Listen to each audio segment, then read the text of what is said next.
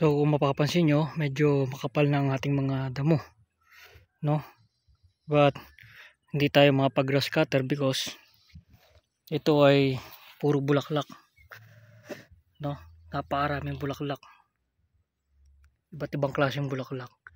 So pag umaga, maraming bubuyog dito, tsaka mga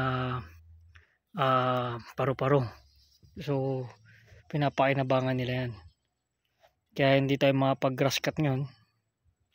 And also since papunta na tayo ng summer, so hindi na tayo mag grass cut kasi nakakalamig din yan ng lupa, and para ma-prevent yung evaporation. So good for biodiversity, and as well as napoprotektahan yung lupa natin at yung mga tanim natin.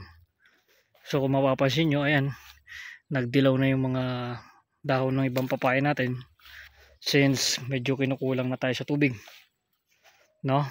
Pero hindi yan mamamatay as long as na nadidiligan natin pa konti-konti. Ayan, may bunga na yung ibang papaya, no?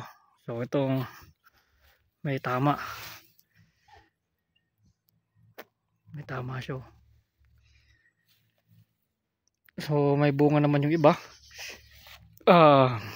Hindi na tayo, yun nga, sabi nga, hindi na mag-grass cut dahil sayang napapainabangan ng mga bees and other pollinators.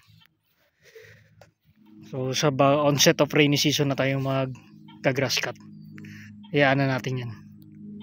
So that's the latest update dito sa farm. Thank you for watching.